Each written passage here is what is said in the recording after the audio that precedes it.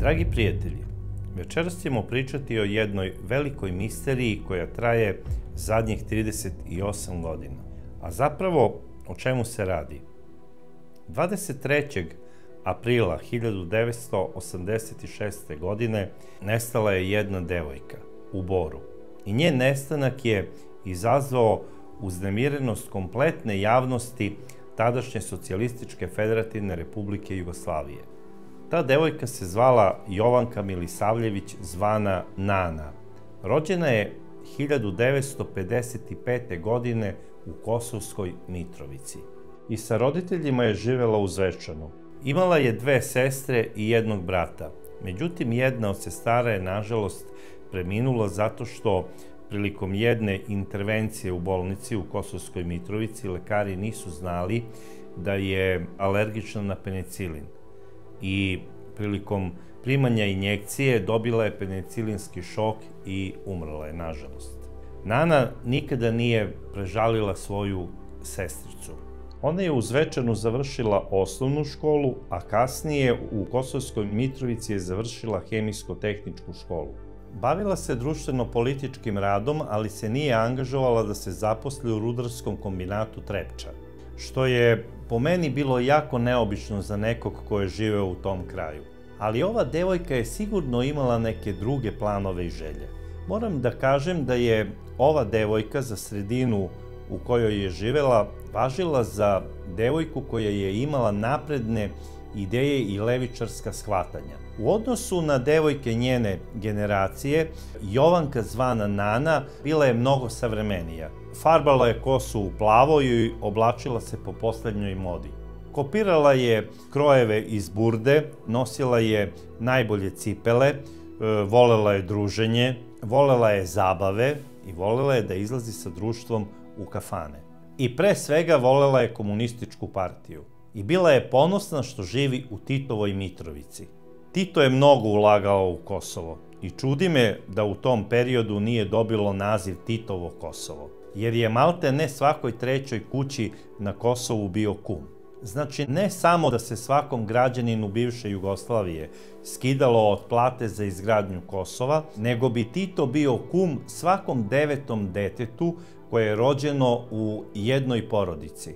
I došao bi lično da ga vidi, dao bi mu ime i naravno poklone. Tih njegovih kumića bilo je oko 4000. A kako na Kosovu svaka treća porodica ima 9 dece, ispada da je on 1/3 žitelja Kosova bio kum. I mogao je slobodno da kaže moja kumovina Kosovo. I ja mislim da je stari bio u pravu što je tako radio. Da to najbolje odgovara ako mogu išta da preduzmu tu ekonomsko zaostajanje Kosova. Razne inostrane interesi inostranih država i tako dalje. I zato mi moramo to predoprediti, da im izbijemo taj adut iz ruke, da učinimo sve što možemo da bi se Kosovo moglo brže razvijeti. I Nana ne samo što je bila društveno-politički radnik, ona je spadala u najlepše omladinke Saveza komunističke partije u Titovoj Mitrovici i svi su je obožavali. Bila je ona zapažena i od strane nekih drugova, ali ona je držala do sebe i verovala je u onu pravu iskrenu ljubav koja je rušila sve granice.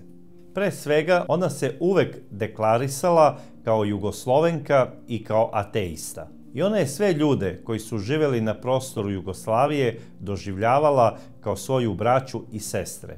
I njoj apsolutno nije bio nikakav problem da se zaljubi u nekog lepog, recimo Albanca ili Turčina. Međutim, njeni roditelji, Borivoje i Ljubica, apsolutno nisu hteli da čuju za to. A tek kad su saznali da postoji jedan takav mladić koji želi sa njom da se oženi, odlučili su da podhitno preduzmu neke mere. I rekli su joj da bi bilo najbolje za nju da ode u Bor kod tetke i teče, gdje će joj oni naći posao i gdje će moći da upiše političke nauke i školu za mlade političare u marksističkom centru u Boru. A upravo u tom periodu Bor je bio u ekspanziji razvoja i spadao je u 10 najbitnijih ekonomskih tačaka bivše Jugoslavije. Ovaj grad je bio inspiracija mnogim rediteljima Crnog talasa da u njemu snime svoje filmove. I neretko su, pored poznatih glumaca, u tim filmovima uloge dobijali i obični građani Bora. I onda je Nana rekla, dobro, idem kod tetke Jovanke, jer se i njena tetka zvala Jovanka, i tamo će mi teča naći neki posao, a ja ću upisati fakultet. I tako je i bilo. 1977. godine Jovanka se iz Zvečana seli za Bor kod tetke i teče. A ko su zapravo bili njeni tetka i teča? To su bili Jovanka i Miroslav Đorđević. Jovanka je devojka koja je došla iz Kosovske Mitrovice. Silom prilike je morala pobjegne zbog momka koji je bio Turčin i on je proganjao, želeo da se ona uda za njega. Njeni roditelji to nisu dozvoljavali, vi znate kakva je ta situacija bila i u to vreme 80. godine u Mitrovici. Znači, bio je veliki problem i tada je bila ona nacionalna podela. Onda je morala pobegne ovde, pošto je moja supruga isto iz Kosovske Mitrovice, njena tetka, ona je bila udata za mene i tu je bila kod nas u našem stanu. Miroslav je rođen 1948. godine u Boru. Tamo je završio osnovnu školu sa odličnim uspehom i trebalo je da upiše gimnaziju. Međutim, na tom letnjem raspustu 1963. godine dogodilo mu se nešto strašno. 63. godine, nedaleko odavde, možda 1 kilometar u brdo, tu je bilo strelište. Ja sam svakog proleća išao, to je bio mart mesec. Uvek je bilo lepo vreme da berem niksice, to je cveće prolečno. Znači ide prvo visibaba, kukurek, pa onda te niksice koje sam ja obožavao, to je plavo cveće, raste u buljuk, tako. I znao sam tačno uvijek da je to. S obzirom da je februara meseca bilo gađanje, tu je bila nekada kasarna i oni su imali gađanja sa menobacačima, topovima na tom strelištu. I kad se to sve završilo, ja nisam znao to i otišao sam da berem te niksice i pošto je bila zima, otopilo se ono već proleće, znate, zemlja raskvašena, mnogi projektili nisu eksplodirali u blato. I ja sam tu našao granatu, veliku, nije važno koje, ja sam je razmontirao, izvadio detonator, razdvojio eksploziv, kao da sam bio ja miner, eto to. I razvojio sam i aktivirao sam detonator i on je eksplodirao i ja ne vidim. On je, nažalost, jako mlad ostao bez vida i ovo što se njemu desilo neka bude opomena svoj deci, ako slučajno gledaju ovu emisiju, da nikada ne uzimaju u ruke eksplozivnu napravu, već ako je pronađu negde, odmah o tome obaveste policiju. Miroslav je, eto, svoju radoznalost koja proističe iz visoke inteligencije, nažalost, platio svojim vidom. I morao je da upiše drugu školu za decu koja su slabovida u Zemunu. On je tamo upoznao svoju najveću ljubav Jovanku, koja je isto bila slabovida i koja je došla tamo iz Zvečana. Njih dvoje su se nakon završene srednje škole u Zemunu venčali i nastanili u Boru, u zgradi koja se nalazila u ulici 3. oktobra. Miroslav je odmah dobio posao u RTB Boru i radio je u telefonskoj centrali kao dispečer. Ovaj pametni mladi čovek znao je napamet oko 10.000 telefonskih brojeva. Prosto da čovek ne poveruje. I on je počeo da razvija jednu posebnu moć. On bi, kada bi čuo glas nekog čoveka, odmah stvarao mentalnu sliku te osobe, zapravo kako ona izgleda. A samo na osnovu intonacije i varijacije u glasu mogao bi da stekne i utisak da li je taj čovek dobar ili loš i da li govori istinu ili laže. I u 99% slučajeva nije se prevario. I on je zapravo primer kako čovek nikada ne treba da se preda, jer on je sa svojom Jovankom dobio 2 prekrasna sina i dobio je stan. I on je veliki borac. I upravo kod ovog čoveka i kod njegove supruge u stan stiže njihova rođaka iz Zvečana, Jovanka Milisavljević Nana. I porodica Đorđević ju je odmah prihvatila kao svoje dete i mnogo su je zavoleli kao i ona njih. Jovanka je bila plavuša sa nekom švedskom bojom kose, znači nordijska gore. I ona je bila prepoznatljiva. Ona je veoma bila poznata devojka u Boru. Nju su svi znali baš zbog te kose i zbog lepote koju je imala i bila je zapažena oko toga. Jako arogantna, energična, znači nije imala da čuti nekome da kaže to je tako ako nije to tako. Ona je znači bila jako energična osoba. Naravno, ta njena sklonost da se farba u plavo i da se oblači po poslednjoj modi odmah su privukli pažnju na ovu devojku. Mogu vam slobodno reći da su mnoge devojke toga vremena bile ljubomorne na nju. Zato što su se njihovi momci konstantno okretali za Nanom kada prođe pored njih. Nana je svuda bila primećena.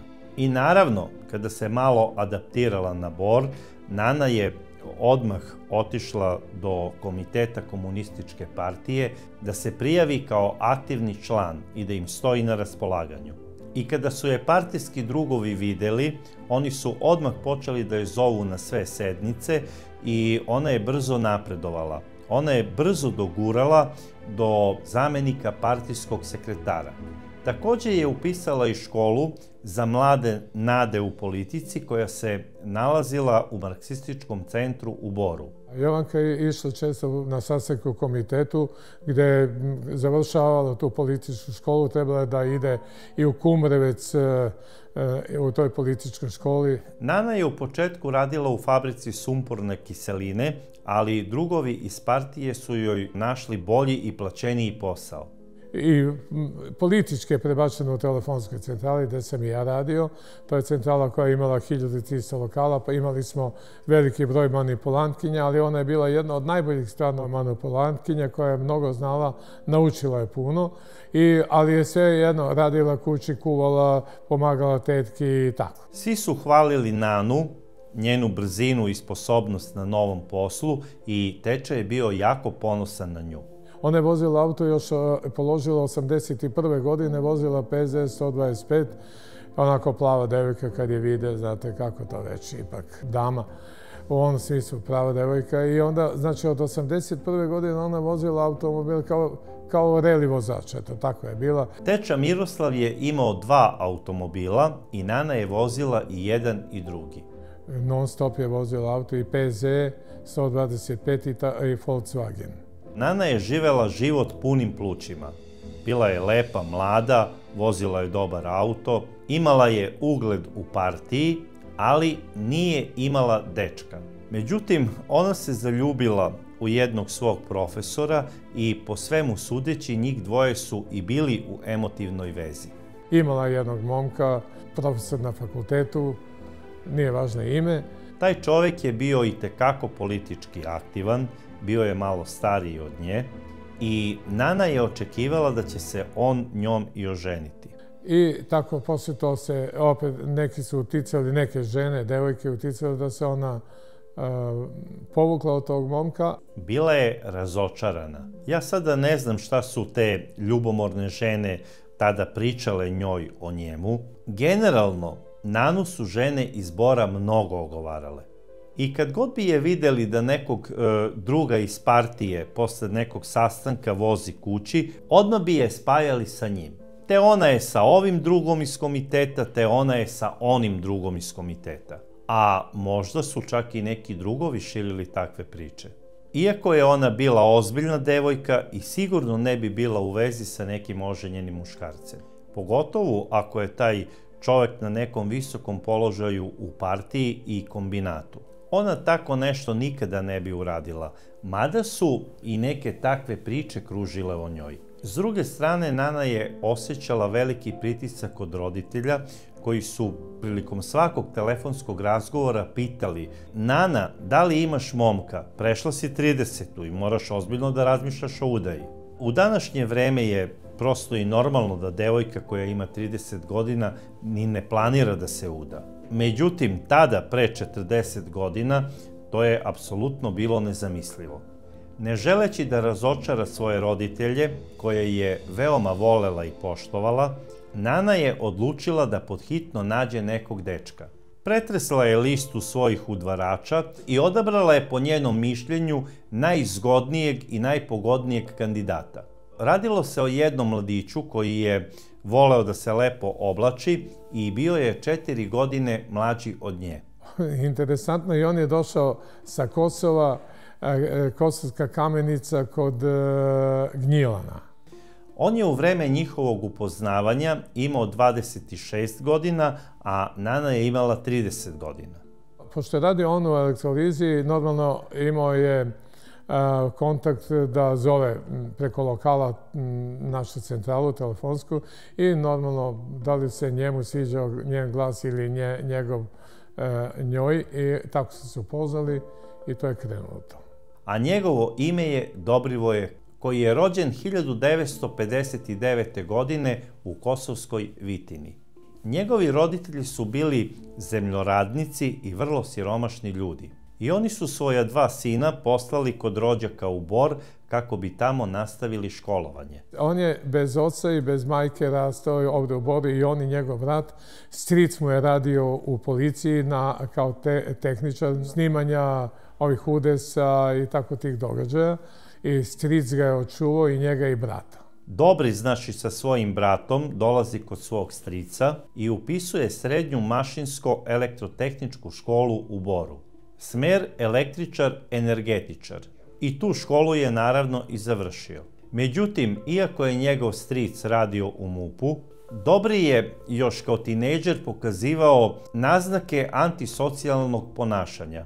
Dobri je bio mladinac koji je pre toga sa svojim drugom, oni su ranije krali gume, točkove sa automobila, bušili su dole ispod, tada je bila nestašica benzina, točili benzin i tako su krali radioaparate, sada ne samo on, nego dosta je to tako i bilo, iz automobila, i onda su njih uhvatili, pošto je njegov stric radio tamo, onda su ga vrbovali da radi cinkaraš, da bude za policiju, da li on, da li ovo, to sada.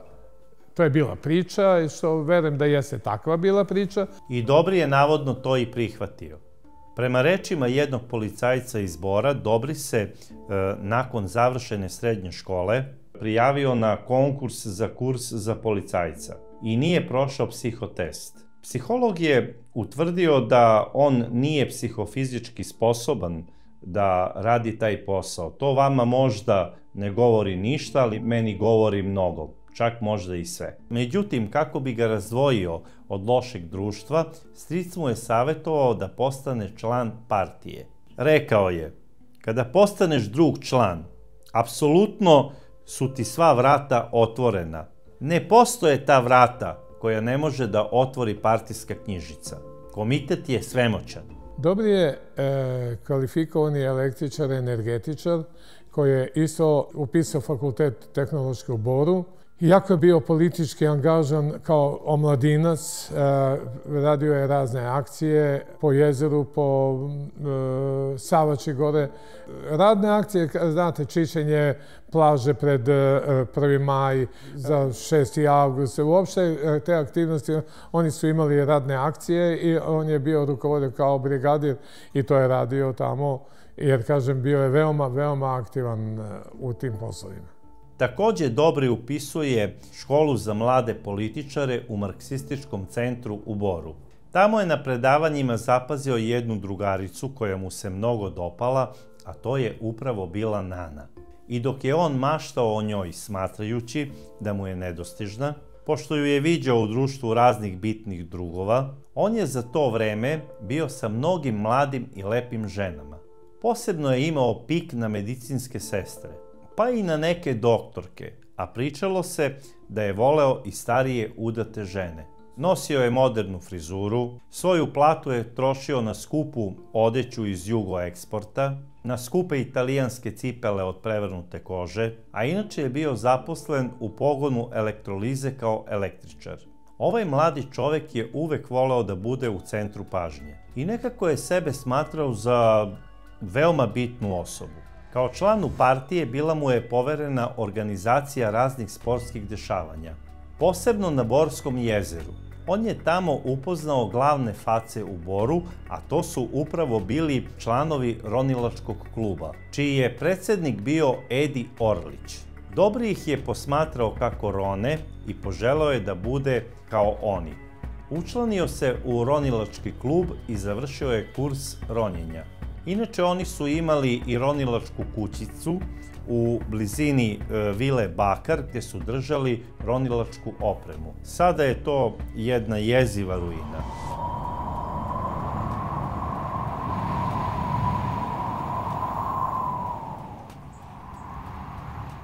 Borsko jezero je napravljeno 1959. godine za potrebe rudarsko-topioničarskog basena Bor. Tako što je u jednoj dolini, u slivu nekoliko reka, u podnožju Crnog vrha napravljena jedna velika brana. Međutim, oko samog tog jezera sagrađene su mnoge vikendice kao i mnogi sportski tereni, a na posledku i veliki hotel Jezero.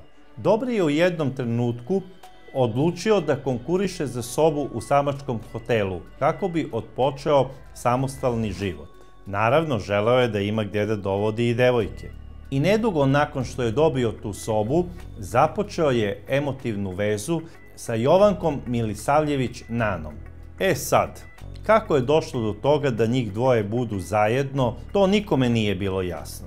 Istina je doduše da su oboje voleli lepu odjeću i prestiž, da su bili zemljaci, odnosno da su sa Kosova, da su oboje bili u partiji, ali osim toga nisu imali ništa zajedničko.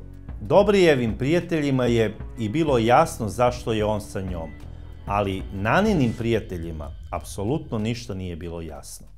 Naime, Nana se nije mnogo družila sa ženama i kada bi na nekom društvenom događaju bila primorana da sedne pored neke žene ili devojke, ona bi samo ćutala i pušila bi cigaretu za cigaretom. Nije se zapravo snalazila u tim ženskim temama za razgovor. Nju su interesovale teme kao što je politika, sport, automobili, cene benzina i tome slično. Sa te strane bila je malo muškobanjasta. A to nedruženje sa ženama zapravo bila je njena najveća greška u životu. Jer da je prisustvovala tim razgovorima i da je razmenjivala na njima i recepte za kolače ili za ovo ili ono jelo, ona bi dobila i recept kako da se dobro uda i za koga da se uda. I tako je ona ostala uskraćena za mnoga saznanja i mudrosti koje žene dele među sobom. A kada je počela tu vezu sa Dobrijem, ona se pohvalila tetki Jovanki i ispričala je sve najbolje o njemu. Pa rekla da je on jako dobar čovjek, da je inteligentan i kao što i jeste. I njega su, kažem, poštovale i devojke i momci i bio je poznat u gradu. I da se dogovore da se uzmu kada bude vreme, došlo to vreme. Međutim, ona nije odmah upoznala tetku i teču sa Dobrijem. To se desilo mnogo kasnije, tek negde oko Nove godine. Znači, to je srećna nova 1986. godina. Oko Nove godine su oni bili na jezeru, gore u hotel Jezero su imali doček Nove godine. Prvi moj utisak, ja kada s čovjekom razgovaram, ja njega gledam u oči, ako ne vidim. Ali meni odmah, evo to da vam kažem, vidio sam da je on labilna osoba zato što on ne gleda mene pravo, nego gleda ovako u ovom pod uglom od 45 stepeni levo. Ja to vidim kako skriva pogled, razumete? A to mahom labilne osobe to rade, ja to znam. I tačno sam ja video to da on gleda pod uglom od 45 stepeni i da njegov ovdje, ovaj deo ima jedna siva mrlja, to je kod mene tako urođeno da ja to vidim i znao sam da je on dvostruka ličnost. To je ono upravo što sam rekao za šesto čulo. Kada čovek izgubi jedno čulo, njemu se ostala pojačaju. A neretko dobija i nama neko nepoznato čulo. I tako je teča Miroslav znao da Dobri nije prava prilika za Nanu. Iako je ona te večeri rekla tetki da ju je Dobri zaprosio. A zaista morate priznati da je njen izbor u najmanju ruku bio čudan. Od jedne tako politički ambiciozne devojke bilo je za očekivati da se uda za nekog druga iz partije, koji ima jake veze u Beogradu. i da možda pređe da radi u veliki grad, u prestonici, možda u centralnom komitetu, a ne za momka za koga se po Boru već pričalo da je servisirao žene nekih uglednih ljudi. A isto se pričalo da je i ostavio 2 devojke koje su mu saopštile da su u drugom stanju. To je znači za muškarca dno dna. To govori o čoveku koji je zapravo jedna narcisoidna ličnost, koji zapravo ne zna šta je muška čast. A veliko je pitanje da li je uopšte Dobri zaprosio Jovanku ili je ona možda zaprosila njega. I šta je moglo jednu prelepu devojku, koja je ličila na princezu Dajanu, da navede na jedan ovakav, suludi potez? Da li je to bila ljubav ili nešto drugo, to je znala samo Nana. I to sam ja njoj rekao, marta meseca. Marta meseca sam njoj rekao da nije to u redu, što ona je s njim. Sada, imati muža političara koji sedi u nekoj dobroj rukovodećoj fotelji i imati mladog ljubavnika električara, to nekako i mogu da razumem. Ali imati muža električara koji je 4 godine mlađi i nema ni stan ni auto, a imati ljubavnika koji je na moćnom položaju, to je meni nekako obrnuta priča i ne uklapa mi se. I to je priča koja se zapravo kosi sa svakom ženskom logikom. Ali Nanu nije zanimala logika. Ona je žurila da se što pre uda, u strahu da, kako se tada govorilo, ne ostane baba devojka. Ona je u januaru prešla u njegovu sobu u samačkom hotelu gdje su počeli da žive zajedno. To je bila soba 107. I negde u februaru zajedno su otišli za Zvečan kako bi ga Nana predstavila svojim roditeljima, kao budućeg supruga, i oni su to aminovali. Sad, kako je tekao taj njihov zajednički život u Boru, u sobi 107 u samačkom hotelu, možemo samo i da pretpostavimo. Bar iz nekih priča koje je ona poverila svojoj tetki. I došlo je vreme, mart mesec 86. godine, kada sam ja u tom momentu odmah primetio da tu nešto nije u redu. Ona je se rekla, kaže tetka, on non stop spava, dođe s posla, spava, ode sa prijateljima, opet spava. To je znači bio njen život malo ovako. To je rekla mojoj suprugi, a moja supruga normalno meni. Ona je pričala tetki da Dobri, kada dođe sa posla, odmah legne i spava do uveče. Da je potpuno nezainteresovan za nju, da je nervozan. Pa onda ode na jezero i nema ga ceo dan. Sve ređe izlazi sa njom u grad, a o njihovoj intimi nema ni govora. I s pravom je bila zabrinuta, jer dečko koji je do juče jurio za njom počinje da se ponaša kao da su zajedno 50 godina u braku i kao da je strast između njih potpuno nestala. I prema njenim rečima, on je više vremena provodio sa svojim najboljim drugom iz ronilačkog kluba nego sa njom. I to zapravo pokazuje da je Dobri najverovatnije imao i neku paralelnu vezu koju je krio od Jovanke. Bar su tako mislili njeni tetka i teča.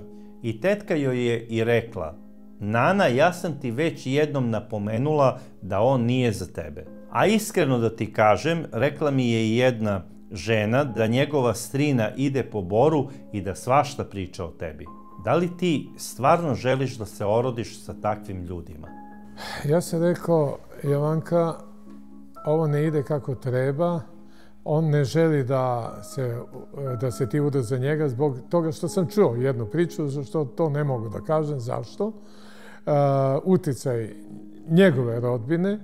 Međutim, Nana je odgovorila da su to samo ogovaranja i da ona ne želi na njih da obraća pažnju, jer ona njega mnogo voli i želi da se uda za njega. Uporno je bilo da se uda jer ga je volela zato. Šta se uopšte dešavalo u toj vezi? Meni deluje kao da su i ona i on imali neke tajne koje su krili jedno od drugog kao zmija noge. Ali izgleda da je okolina saznala te možda njihove tajne i da je počela da ih prepričava od usta do usta. Pa dešava se tako što su mnogi uticali na to da se oni ne uzmu. Prvo njegova strina, pa onda neke devojke, pa prijatelji, pa tako. Uopšte tada u to vreme grad je bio ljubomoran, ne samo na nju, nego i na njega, a i uopšte. Najgori uticaj drugih da pokvare nekome sreću ili dobro i to. Zovu, kaže Jovanka, evo on je sa nekom tamo, a onda njega verovatno preko drugih devojaka i to je sve uticalo. Taj pritisak je bio. To sam ja osetio i moja supruga osetili smo već tog marta meseca. Da je strahoviti pritisak da se ne uzme. Također je i odlagao taj trenutak venčanja uz nekakav izgovor, kao ne mogu da dobijem svoj izvod iz matične knjige rođenih iz Kosovske Vitine. Kao ja sam njima pisao zahtev da mi pošalju, ali nikako da to urade. Mislim, totalna budalaština. Ona je rekla, ja moram da nađem taj papir, on stalno laže da je napisao u Kamenici tamo za taj izvod. Ja sam rekao, ja ću to tebi da nađem, da rešim. Ja sam rešio preko mojih prijatelja i ona je dobila direktno iz Kamenice taj papir koji je bio u stvari fatalan za nju. Pa ja ako sam sa voljenom osobom u vezi i treba da se venčamo, pa ima bre na kraju krajeva da odem pešice na kraj sveta po taj izvod. Znači, bio bi ja taj koji inicira priču, a on tu nešto, te ovo, te ono, te ušla Venera u Mars, te mesečeve mene, mislim, gluposti neke. Te moramo da ronimo, te, mislim, katastrofa. A na kraju krajeva, to je sve moglo da završi njegov otac i da mu pošalje preporučeno. Međutim, možda je Dobri imao neki sasvim drugi plan i možda neka sasvim druga interesovanja. On je čak i pored svega postao i nasilan prema Nani. Jednom je Jovanka došla sa umotanim prstom zato što je Dobri prilikom jedne od tih njihovih bezbojnih svađa, koje su postajale sada sve češće i češće, uhvatio Jovanku za ruku i zavrnuo joj je ruku i najverovatnije, pošto ju je jako stegao za prst, prst je popustio i da li je bio iščašen ili polomljen, to je Jovanka najbolje znala, ali nosila je neku mini longetu na prstu, znači sigurno je bio prst polomljen. I sad se svi pitamo zašto ga uopšte nije ostavila odmah posle tog prvog nasilnog ispada. Međutim, nažalost, u to vreme se za neku devojku koja počne da živi sa nekim momkom, pa raskine, smatralo da je ona neka vrsta oštećene robe. Ja se zapravo apsolutno zgražavam na takvim razmišljanjem jer verujem u apsolutnu ravnopravnost polova. Svaka žena ima jednako pravo na ljubav kao i muškarac. I ne vidim razloga zašto neka devojka koja je samo spavala sa nekim momkom i nakon što je doživela nasilje ne može da ga ostavi i da pronađe nekog normalnijeg i da počne neku drugu novu vezu. I zaista me čudi da jedna devojka koja ima tako napredne poglede na svet odjednom postane rob sredine u kojoj živi. Da li je ona sebi rekla, Jovanka, ovo ti je posljednji vanredni voz da možeš da se udaš, ili je možda bila u drugom stanju? Jer sve te njene mučnine, zatim gubitak težine, promene u raspoloženju, govore da se upravo radilo o tome. 28. marta Nana je proslavila svoj 31. rođendan. Nije ni znala da joj je to poslednji. Njeni roditelji i brat su doputovali iz Zvečana kako bi joj čestitali.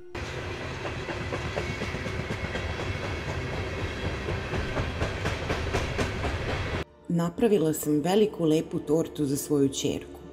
Mi smo ovde u stan kod sestre Jovanke i zeta Miroslava stigli oko 10:30, a Jovanka i Dobrivoje su došli tek oko 19 sati. Delovala mi je nekako potišteno, pa sam je upitala šta joj je. Odmahnula je rukom i rekla da je sve u redu. Posle nam je ćerka rekla da ju je Dobrivoje uoči rođendana tukao.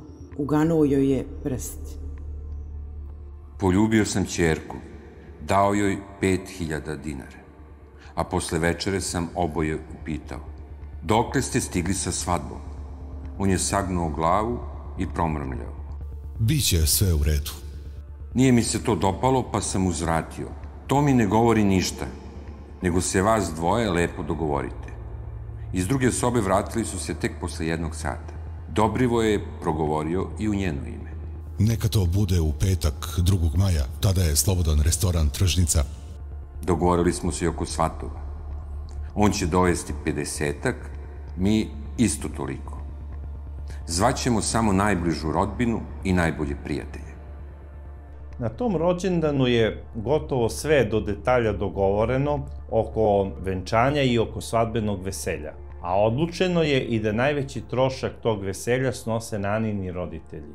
Već 5. aprila Nanin otac Borivoje je na Naninu adresu poslao 35.000 dinara, a ubrzo posle toga šalje još 50.000 dinara. Prva suma kao kapara za zakup restorana, a druga suma za ostale troškove. A u međuvremenu je i Jovanka podigla oko 90.000 dinara kredita koji je potrošila za mladoženjinu garderobu, odnosno odeću, odelo, cipele i sve šta mu treba. U to vreme to je otprilike bilo negde oko 400 maraka. I zamislite, prvo je njemu kupila odelo, a sebi nije kupila venčanicu. I Milisavljevići u Zvečanu su uveliko počeli da se pripremaju za svadbeno veselje. Počeli su znači da kupuju odela, onako svečano da se obuku, rođaci su počeli da kupuju poklone.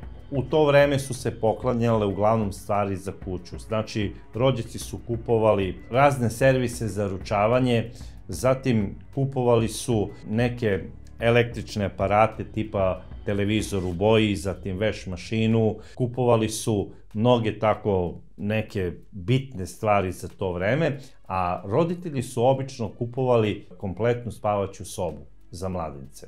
Moja supruga nju mnogo volela, isto kao svoje dete. I mi smo se dogovorili, ona me molila, pošto smo mi napravili kuću gore ovde iznad preko brda, i onda smo se dogovorili da njoj damo stan. Eto, recimo, Dobrivojevi kumovi, Petar i Mirja, su za venčanje kupili električni šporet Gorenje. To je u to vreme bio i tekako vredan i skup svadbeni poklon. Inače, Dobrivojev kum Petar je bio po zanimanju rudar u rudarskom basenu Bor, a njegova supruga Mirja je bila kuvarica u restoranu Pivnica u Boru. Imali su i malu ćerkicu od godinu dana. Petar je takođe bio ronilac i tako se upoznao i združio sa Dobrijem. Dobrije često kod njih dovodio te jednu te drugu devojku, ali kada je kod njih doveo Nanu i kada im je predstavio Nanu i kada je rekao da će se njome oženiti, oni su bili oduševljeni. Njima se Nana jako dopala. Zato im nije bilo žao da na svadbeni poklon potroše 18 miliona starih dinara. To je bilo otprilike negde oko 800 maraka. Počeo je i april, znači još mesec dana do svadbe. Ali Jovanka je osjećala da u njenoj vezi nešto ozbiljno nije bilo u redu. Negde oko 10. aprila. Njen brat je bio, rođeni brat je bio kod mene. Isto tu pomagao mi gore da završimo tu kuću, nešto, cement ili bilo šta, cigle da se nose i to, zajedno su to radili.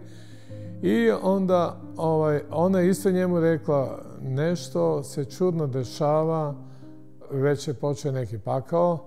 11. aprila Jovanka je otputovala za vikend kod svojih roditelja u Zvečan. I tom prilikom je odlučila da poseti jednog hodžu koji se bavio skidanjem crne magije.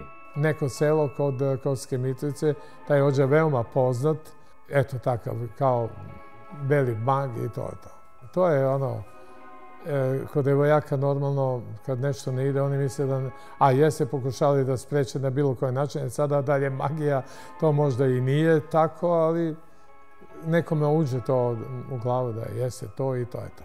Postoje takve devojke koje, kada nešto ne štima sa partnerom, okrivljuju crnu magiju. I onda one tako idu od vračare do vračare, idu kod hodže, zovu telefonom, raspituju se koja je najbolja, koja je najsigurnija da prorekne budućnost, da se napravi neki eliksir ljubavi, da ona jednostavno veže na neki način svog partnera za sebe, a ako ima neka crna magija koja je napravljena u smislu da ne može da uspe ta veza, ona ode kod nekog poznatog hodže koji napravi zapis i on jednostavno skine, recimo, vlašku magiju, jer je navodno arapska jača i onda ona sada sigurno ulazi u neku emotivnu vezu. To su apsolutno gluposti.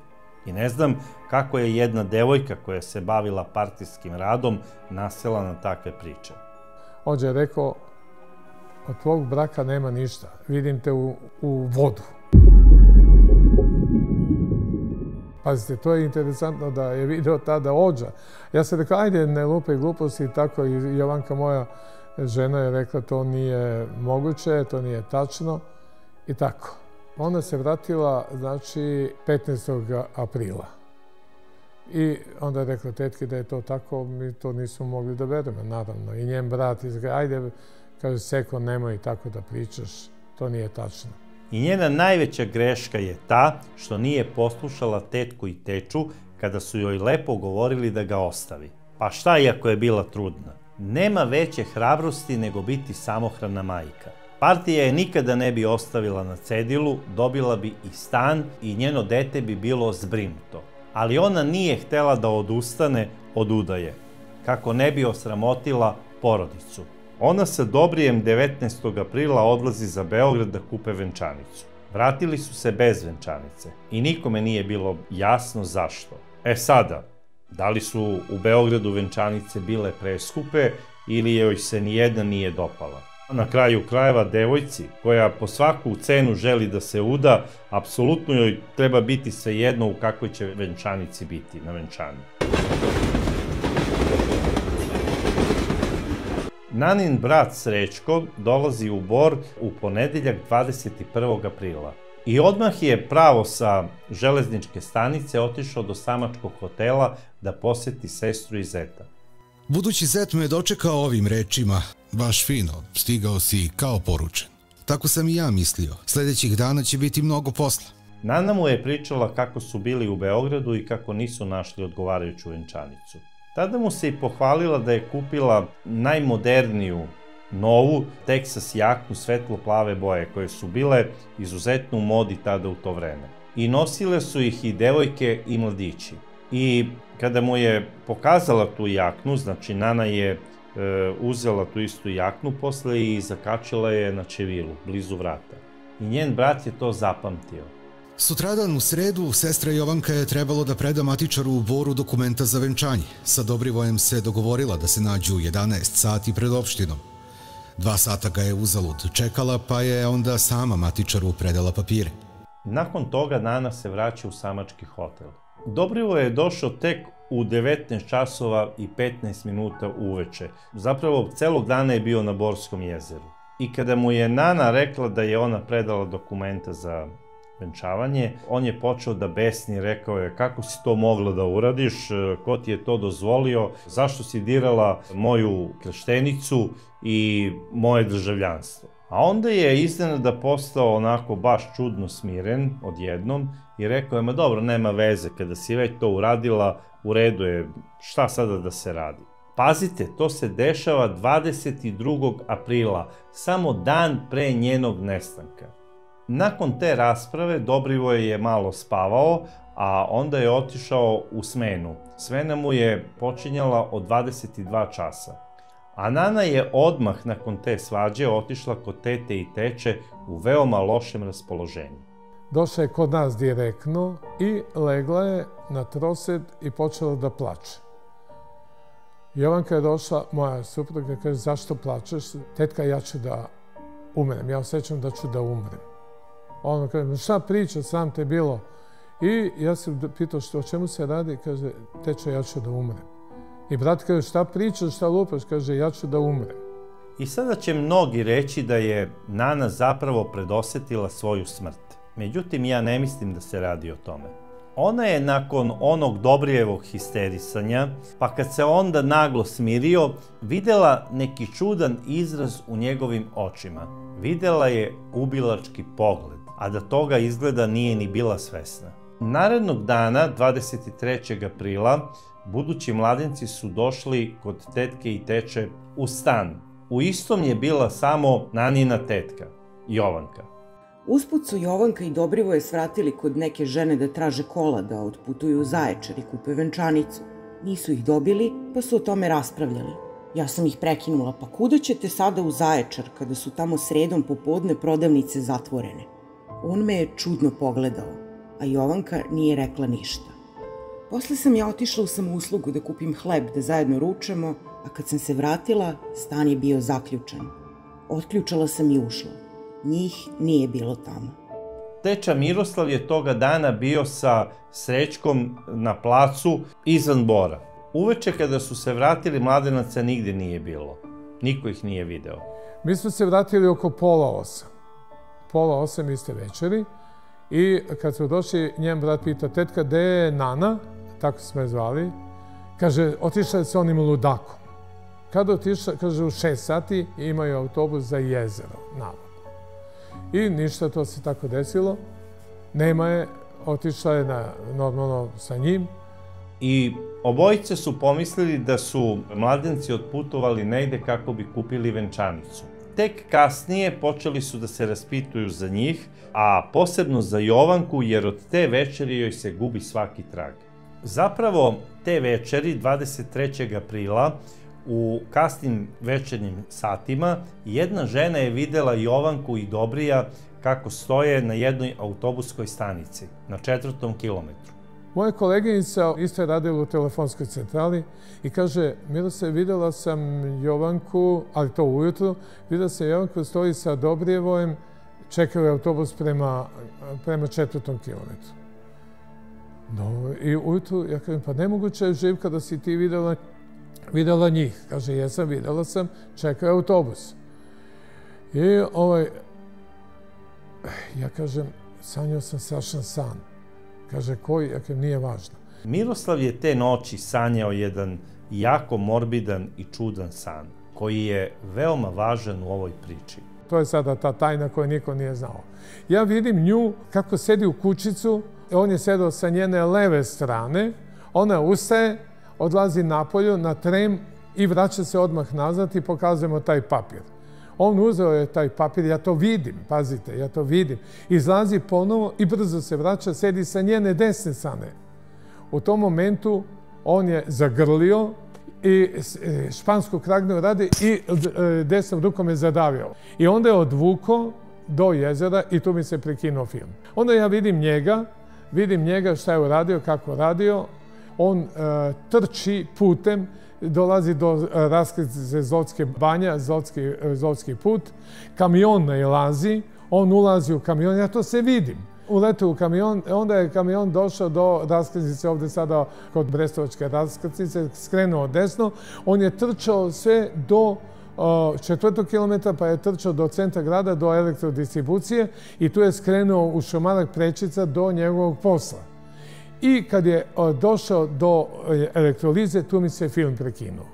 U tom momentu sam ja čuo pas ispod mog prozora, je toliko zavijao, strahovito. Ja sam bio sam uznemiren, nisam mogao da spavam normalno, zaspio, onaj pas je urlikao. Miroslav je verovao da će izlaskom sunca, kad osvane novi dan, prestati i sećanje na tu noćnu moru. Međutim, kada je došao na posao, on se šokirao. Umesto Naninog uobičajenog dobro jutro tečo, dočekala ga je jeziva tišina, muk.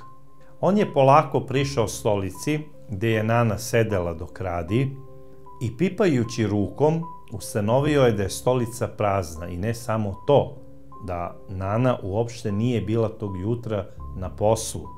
Nije dolazila, jer neke stvari koje su ostale tu bile su zapravo od prethodnog dana, na istom mestu. Niko ih nije pomerio. Nje nema na poslu. I uznemirio sam se zašto nema nje na poslu. A pošto je moja supruga rekla da su otišli na jezero, trebali da odu na jezero. Meni je odmah ta misao sinula nešto da nije u redu. Ja sam rekao još marta meseca da nešto se dešava čudno. I onda mu se odjednom vratio onaj strašni san i obuzele su ga crne slutnje. Uzeo je drhtavom rukom slušalicu i pozvao je Dobrija. Tečo, Jovanka je jutros otišla za Beograd da preuzme venčanu haljinu. Kada sam se jutros vratio iz smene, pegla je još bila vruća. Mora da je otišla onim ranim poslovnim vozom. Međutim, ova Dobrijeva priča teči Miroslavu nije bila logična. On je odlično znao da Jovanka još nije poručila venčanicu. Ja nisam verovao da je otišla za Beograd zbog toga što nije imala razloga da ide vozom, jer nije ni mogla da stigne da ide vozom. Ona nije mogla nikako da stigne sa jezera, nije imala i čime da stigne do Bora da bi uhvatila ovaj voz, mada je imala i autobus u 5. Zašto nije otišao autobusom u 5 koji je išao za 3,5 sata do Beograda, a voz je išao, tek bi stigao negde oko 11:30. I to je meni bilo malo čudno, ali sam prečutao i čekao da se ona vrati, pošto je otišla za venčanu haljinu, venčanicu, i čekali smo autobus u 4 sata koji je dolazio iz Beograda, čekali smo autobus u 7:30, čekali smo autobus u 11:30 koji je dolazio iz Beograda i voz koji je dolazio negde treba da dođe po voznom redu u 20:10 na našoj stanici. Nje nije bilo. Znači, Jovanka se nije vratila iz Beograda, što znači da tamo nije ni otišla. Uostalom, ona nije imala ni kod koga da prespava u Beogradu. A para za hotel nije imala, jer je svaki dinar štedela za svadbu. Petak. Nje nema. Dobri dolazi, kaže, molim vas, tečo, jel možemo da se dogovorimo? Ja sam doveo mog kuma, nekog Peru, tako su ga zvali, Pera Muflon, Ronilac isto. I ja kažem, važi, nek dođe sa svojom suprugom. I on je došao se uveče i mi smo seli tu meze, normalno, rakije, ajde, dogovaramo svadbu, ali meni ovde stoji nešto, znam da nije u redu nešto.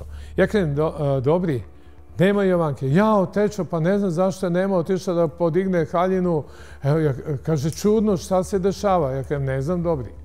Ali u meni je ipak ostala nekakva nada da se mojoj sestri nije dogodilo ono najgore. A evo zašto. U petak 25. aprila uveče, po dogovoru u stanu tetke i teče, bila je zakazana večera. Budući zet je tražio da peva. Nešto kasnije, kada se teča Miroslav prihvatio harmonike, sa nama je zapevao i Dobrivoje. Činio je to nekim čudnim glasom, kvario je pesmu, ali smo se mi svejedno i dalje veselili.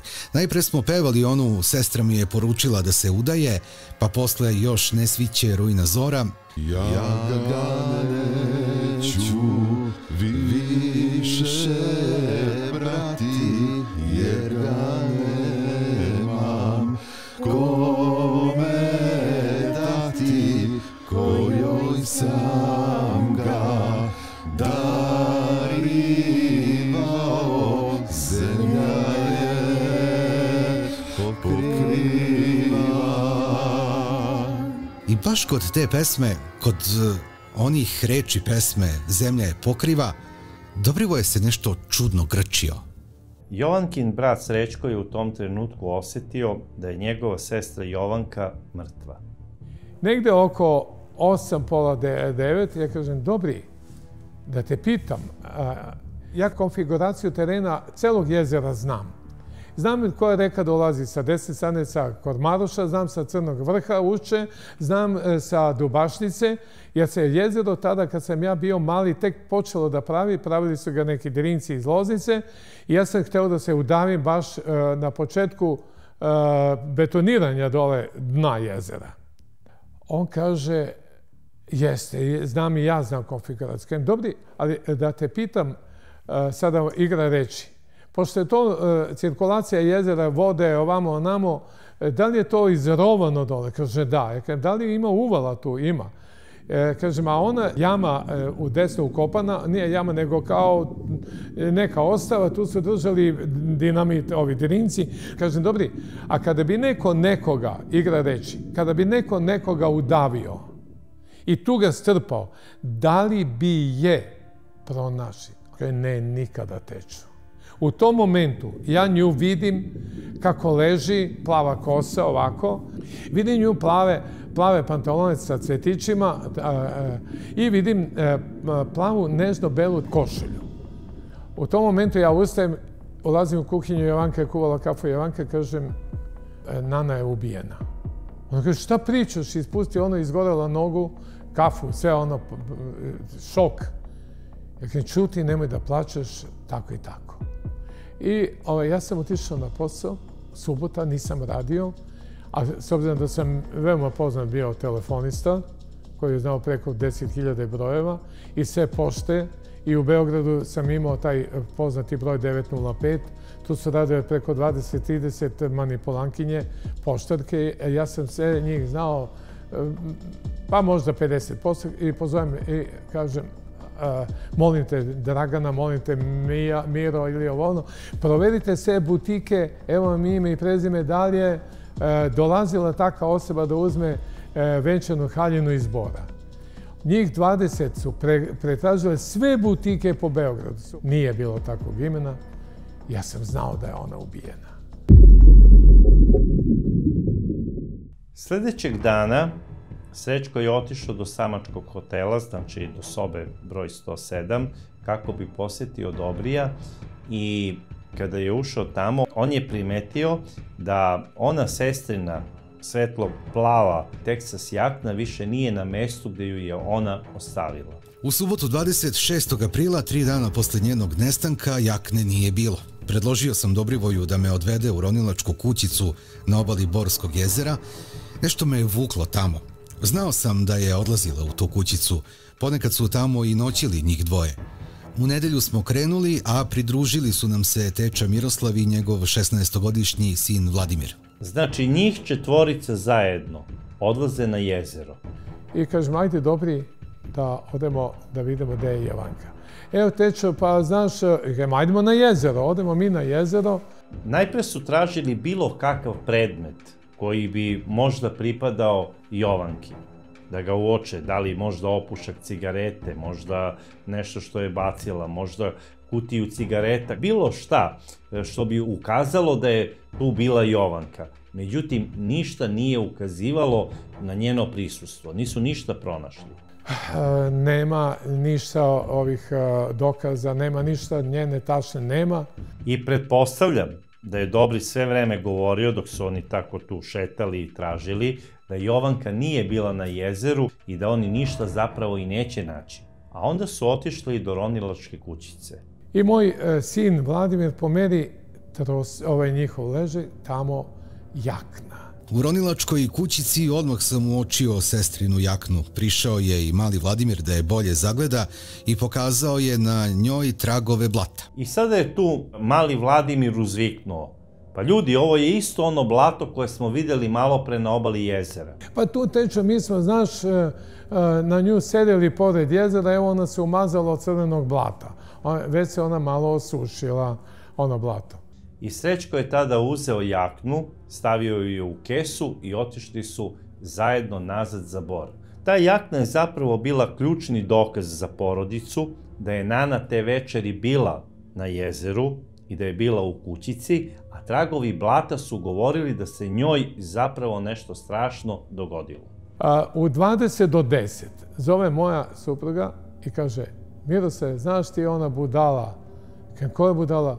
Pa Nana. Ona se javila, ide za Pariz iz Ženeve. Se javila, trenutno je na železničkoj stanici, imaju pauzu tu, ne znam zašto. I javila se, kome se javila? Evo, Dobriju se javila u 20 do 10. Ja kažem, sigurno, kaže sigurno. Ja brzo okrenem njegov broj. Kažem, Dobri, šta je bilo? Jao, tečo, ona me upropasila. Jao, ona se javila iz Ženeve, ide za Pariz. Rekla mi da se ženim slobodno, da sam sada slobodan čovek. Nema... Ja kažem, Dobri, kada ti se javila? Kaže, u 20 do 10. Kažem, pa još neko bio tu. Kaže, pa jeste bio moj brat.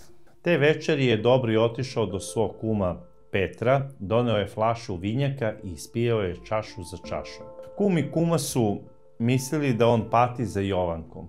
I kada su ga pitali šta se zapravo desilo sa njom, on je rekao, ma baš me briga šta se desilo sa njom, naći ću ja i onako drugu. I već nakon par dana doveo je neku Ljilju kod njih i predstavio je kao svoju novu devojku.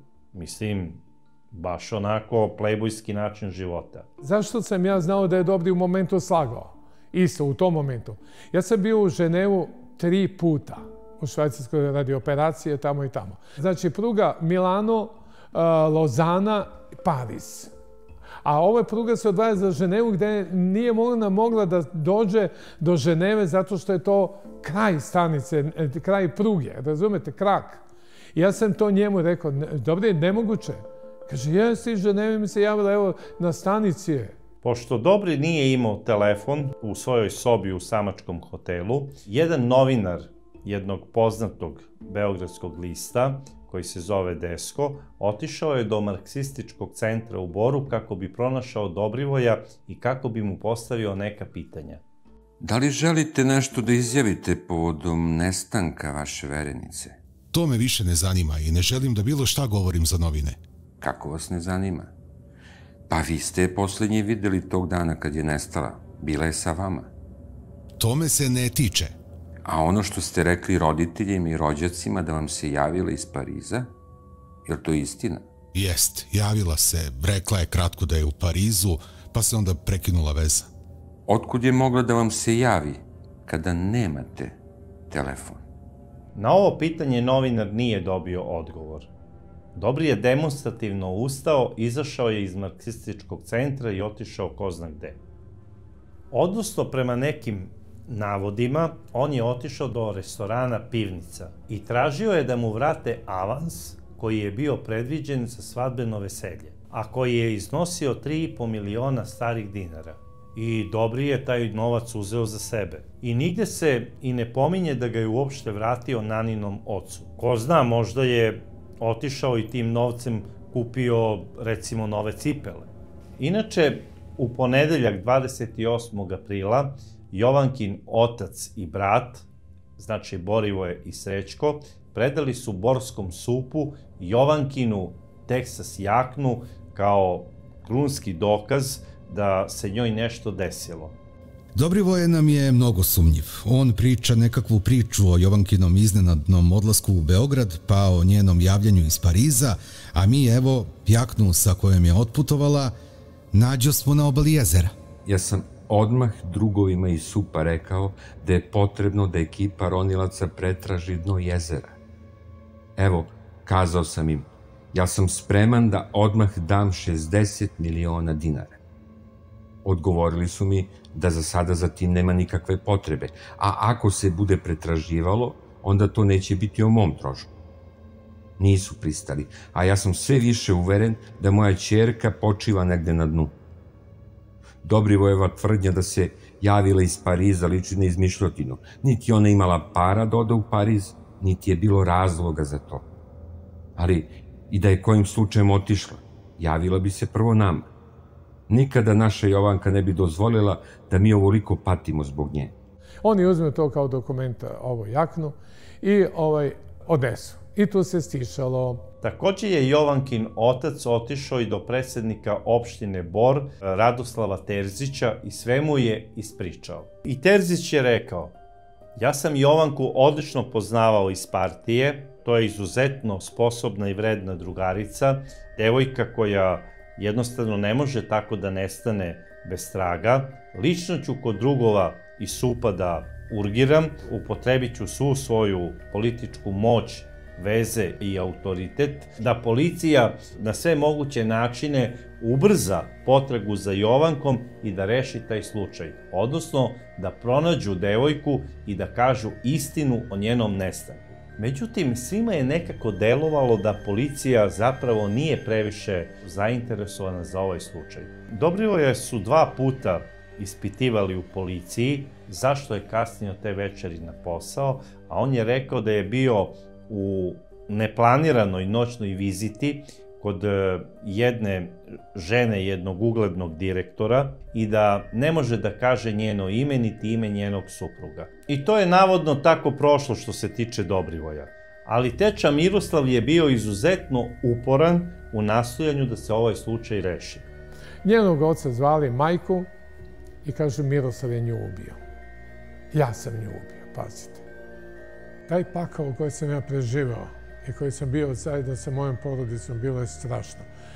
Ljudi me sretnu na ulici, gdje Miroslav, gdje je Jovanka, ti znaš gdje je, ti si rekao da znaš, policija sumnja na tebe, na telefonskoj centrali me zovu i kažu Miroslav, evo vidjeli smo Jovanku, evo došla sada, ide prema Samačkom hotelu. Miroslav, Jovanku smo vidjeli ispred tvog stana. Miroslav, Jovanka je doputovala. Čudne stvari su se dešavale. Ja sam preživljavao to teško. Moja supruga Jovanka pokojna, ona je isto preživljavala strašne dane, jer i ona je radila na telefonskoj centrali u institutu i ljudi su se interesovali, ali su ljudi u stvari verovali meni, znajući da ja ne mogu da odem, da nekoga ja utopim i ubijem. Još kad su saznali da je i njen brat bio sa mnom, faktički bi i on bio moj saradnik, saučesnik u ubistvu. Miroslav se posavetovao sa Naninim mlađim bratom Srećkom šta je zapravo najbolje da urade u ovoj situaciji. I tada mu je Srećko dao savjet. Rekao je, tečo, ja mislim da onaj na koga mi sumnjamo ima i tekako jake veze u supu Bor. I najbolje je da mi odemo za Beograd i da mi tamo prijavimo slučaj.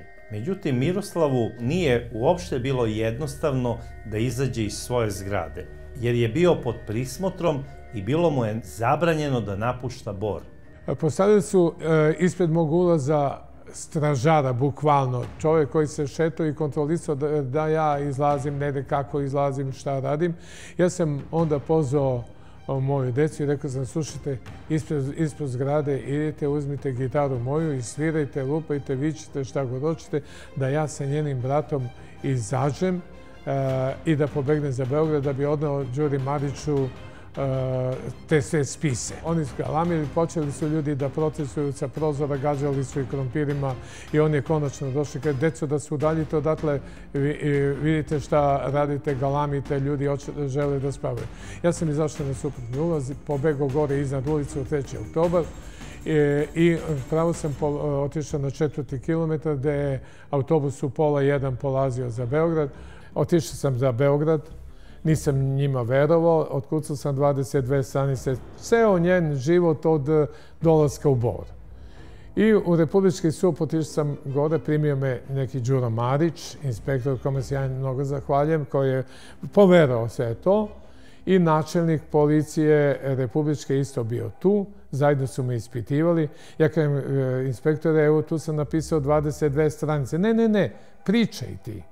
I pričam ja, pričam. I odjednom dođem do te situacije da kažem da je on ubio nju. Ovaj načelnik policije je skočio i udario pesnicu po stolu. Kako ti smeš da kažeš da je neko nekoga ubio? Ti to si vidio, je li tako? Ponizio me, znate. Ovaj inspektor Đura Marić je skočio i udario i on po stolu. Ne prekidaj mi film, vidim ubicu. I momak kaže, doći ćemo za 15 dana. Ja sam onako preneražen, znate kako, to je svašta bilo. Opet dolazim u Boru, policija me zove, policija me prati. Tog dana sam radio na telefonskoj centrali normalno. Oko 9 sati došao moj šef i kaže, Miroslav, došla je policija, traže tebe. Zašto, šta? Ali sam ukapirao da je to, da je sigurni inspektor došao iz Beograda, kao što mi je najavio. Onda ja sam pošao i onda je on naredio svim ovim policajcima da 2 budu na ulazu u kancelariji, 2 ispred zgrade. Unutra su bila 2 inspektora, plus taj Đuro Marić, glavni inspektor, 2 parapsihologa.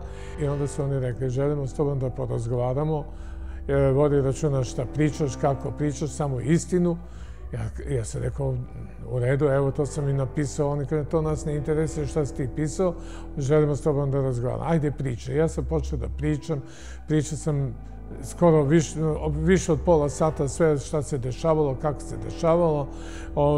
Meni je ovako naglo ovde počeo da vrti u sapočnici i sa druge strane oni su se nagnuli prema meni, približili se toliko blizu preko stola, možda na čitavih 30 cm. Ja sam pričao, počeo sam da se znojim i oni su rekli ovako da je veliki problem oko ovoga što se dešavalo, ali mi ćemo to da razrešimo. Ja sam uvek opet rekao, evo, imate tu napisano, gospodine Đuro, on je kaže, ne, samo pričaj, to su ljudi koji su došli da stvarno otkrijemo ubicu. Odjednom se desilo to da me neko udario po ramenu, ja sam se toliko trgo uplašio, a oni su samo rekli, ti si toliko čovek, jak psihički, da oni nisu mogli da te slome. Idemo da uhapsimo ptičicu. U tom momentu ja sam normalno napustio prostoriju zajedno s njima, otišao sam u svoju kancelariju, tamo gde sam radio, zvoni telefon i javlja se gospodin Marjanović, tada načelnik za deo kriminalistike. Miroslave, znaš šta, evo dobio sam slike. Jovanka se nalazi u Parizu sa nekim crncem. Tamo je ona rešila svoj problem i ne želi više da dolazi u Jugoslaviju, a ti si bio ubeđen da je to Dobri uradio, a u stvari ona je pobegla u Francusku. Ja sam samo rekao, sram te bilo. U tom momentu kaže, Miroslave, znaš, evo ima goste, ne mogu, a dokumentovat ću ti slikama. Ja kažem, dobro, i kaže, evo imam goste. U stvari, to su bili gosti policija, odnosno inspektori iz Beograda, i on je samo njima rekao, posle sam dao saznao, kaže, nemojte, Dobri je jedan naš veliki aktivista, dobar dečko, dobar radnik, dobar akcionar u radnim akcijama, sve je to on stvarao lepo i grad ga poštuje i policija ga poštuje, a u stvari policija ga poštovala iz nekih drugih razloga. Ja odem tamo, upadam u policiju i taj pas, načelnik, zamjenik načelnika, evo Miroslave, primi saučešće. Što? Ja se pravim budala. Pa evo, Jovanka je ubijena, Dobri je priznao. Primi saučešće. Neću, ona je živa. Kaže, pa ne, znaš kako. Ja kažem, nemoj da lažeš. Tako sam rekao. Jeste, Miroslave, ona je ubijena, Dobri je priznao. Ja sam počeo da plačem i tako je kraj bio. Trećeg dana po dolasku beogradske policije, oni hapse Dobrija i određuju mu policijsko zadržavanje. I on tamo daje izjavu da on ima veze sa Naninim nestankom i da je svoju verenicu ubio. Jovanku sam upoznao baš nedaleko od mesta gde sam ono i učinio sa njom. Sreo sam je, hoću da kažem, u hotelu na jezeru. Topala mi se, pa sam joj predložio da se zabavljamo. Ona je inače prva predložila da sklopimo brak, što sam i prihvatio. O tome smo obavestili i njene roditelje kada smo ih posetili u Zvečanu. Posle sam se predomislio, ona je od mene 4 godine starija. Hteo sam da odustanem, ali je ona na mene stalno vršila pritisak. U sredu 23. aprila trebalo je da otputujemo u Zaječar da kupimo stvari za svadbu. Nismo našli kola za prevoz, što me naljutilo. Predveče oko 19 sati telefonom sam je pozvao da od tetke i teče dođe kod mene u hotelsku sobu. Tu smo nastavili prepirku oko svadbe i kad mi je već svega bilo dosta, predložio sam da prošetamo do jezera.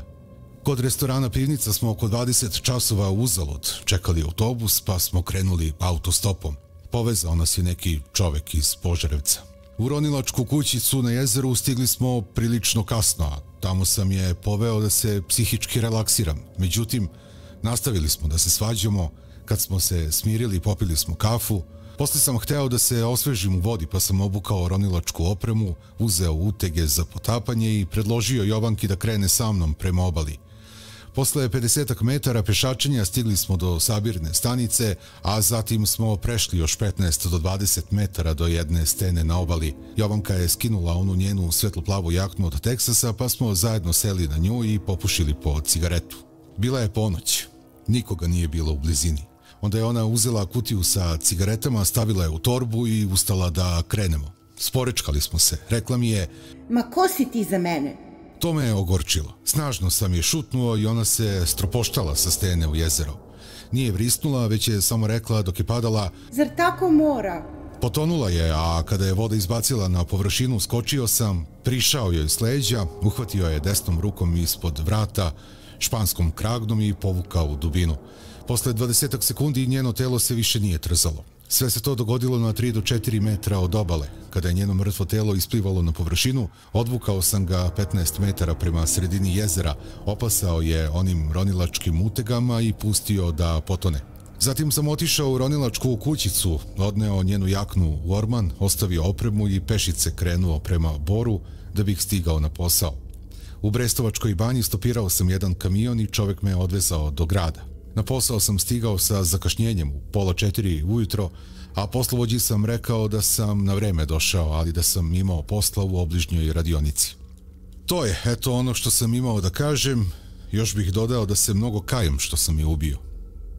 Međutim, istražni sudija iz Zaječara, Mitić, nije stekao utisak da se Dobrivoje kaje zbog onoga što je učinio dok sve ovo priča. Nijednom nije zaplakao, nije čak ni pocrveneo, bio je vrlo hladan i stalno je popravljao svoju frizuru, ko da je ta njegova frizura u tom trenutku nešto najbitnije na svetu. A kada ga je sudija pitao, dobro, zašto si je ubio, on je samo ćutao.